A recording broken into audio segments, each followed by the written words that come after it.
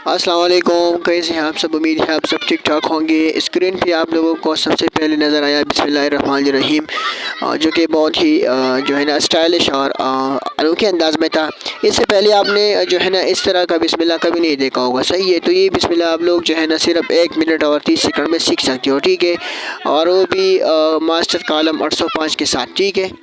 तो स्क्रीन पे आप लोगों को नज़र आ रहा है कि आपने किस तरह लिखना है, कैसे लिखना है, ठीक है। ये सिर्फ़ और सिर्फ 1 मिनट 30 सेकंड पर जो है ना मुश्तमिल है ये वीडियो देखने के बाद आप लोग जो है ना इस तरह का खूबसूरत बिस्मिल्लाह जो है ना लिख सकोगे, सही है। तो वीडियो को एंड तक देखिएगा और अपने दोस्तों के साथ शेयर करना ना भूलें। Thank you so much.